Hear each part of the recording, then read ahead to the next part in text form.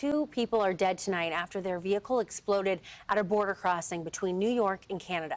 This happened at Rainbow Bridge near Niagara Falls in western New York. Officials tell CBS News that the vehicle came from the U.S. side of the border, hitting a customs station. It's not yet known why the car exploded, nor the nationalities of the two people that were inside.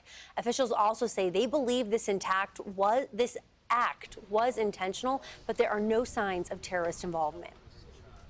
I saw the video of an airborne vehicle that was absolutely surreal. You actually had to look at it and say, was this generated by AI? Because it was so surreal to see how high in the air this vehicle went, and then the crash and the explosion and the fire. Well, we have a lot to get into tonight, so let's bring in Andy Arena, a retired special agent for the FBI's Detroit Bureau. All right, Andy, can you tell us what have you been hearing about this? Well, I think basically what you guys have been hearing, there's a lot of information. This was a terrorist attack. It was not a terrorist attack. I always just caution people, just, let the facts come out. Usually the facts that initially come out are wrong. So kind of let this thing play out and see. I know the investigators are looking at that vehicle really hard. They've already looked at the surveillance tape, but I think they'll find out fairly quickly were there explosives or was this just a result of an accident. What kinds of things are they going to be looking for, investigating? Well, as I said, I think the first thing, ground zero, is going to be the vehicle. Obviously, with that explosion, it's going to be burned pretty badly. But if there were explosives in that vehicle, there's going to be remnants left. So they'll be able to tell fairly quickly whether this was a terrorist attack, explosives, or just the result of an accident. Is the location of this kind of what's drawing more attention and more eyes onto this, the fact that this is happening at a border crossing? Yeah, I think so. Obviously the timing, the busiest travel day of the year, and international border crossing. I think that's obviously going to have people look a little differently at this and dive a little bit deeper to ensure this wasn't a terrorist attack. Now, we're hearing that it might have been an intentional act, but not non-terrorist involvement. What could that mean, an intentional act? I know they don't want to get into too many specifics until we have the answers.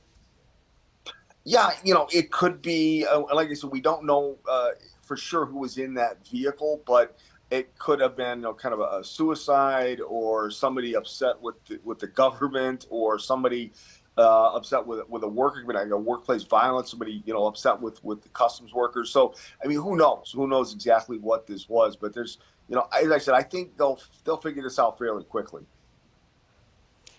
Is there anything that you've experienced in your career that's similar to this that you could pull from in your past? Well, I think for us here in Detroit, obviously the underwear bomber, Christmas Day 2009.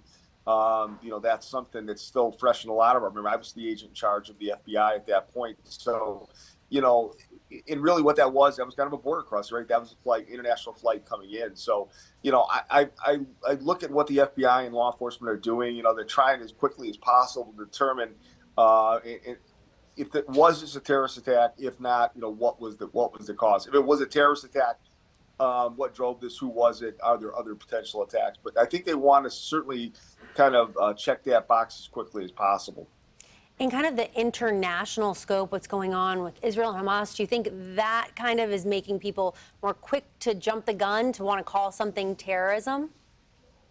Well, I think so. If you look at the testimony of the FBI Director Wray over the past week or so, I think they've been kind of calling the potential or terrorist attack. They've been really kind of focusing on that. So I think what's going on internationally, Hezbollah, Hamas in particular, the testimony we've seen in Washington, I think that has certainly heightened the potential threat and has people probably jumping fairly quickly to conclusions.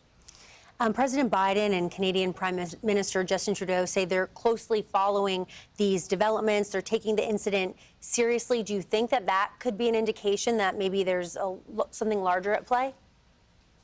Well, it could be, but as I said, I think right now with everything going on in the international stage, you just want to make sure that's not what it is. You don't want to get caught flat-footed. So I think they're going to justifiably so be kind of leaning forward to determine what this is. What could the public expect? Could we expect to see heightened security at border crossings? Well, I think we probably already have. I mean, we probably haven't really noticed it, but I think with the elevated threat level that we've seen with everything going on in the Middle East, I think that the kind of what we call chatter is probably pretty high right now, and I think that that's what is causing the FBI director to make the statements he has. So I think that the threat level has increased. I think border security obviously has already increased. We probably have not seen it. You will see it now. What do you think the damage could be as far as like misinformation? People are jumping to conclusions, people who maybe don't have all the information. Do you think these are the times where it's really important to kind of slow down and take in all the facts? That's exactly right. I mean, I think that the world we live in right now, we want instant gratification, right? We want the answers. We want them quickly. As I said at the beginning, usually the initial information is wrong. That's kind of what I've always found in my career. So, we just have to learn to be patient and just let this thing play out and see what it was. We're so quick in this country to put things in boxes and to name things. Let it play out and see what we have. All right, thank you so much for your insight. That's Andy Arena, a retired special agent for the FBI's Detroit Bureau. Thanks again for joining us. Thank you.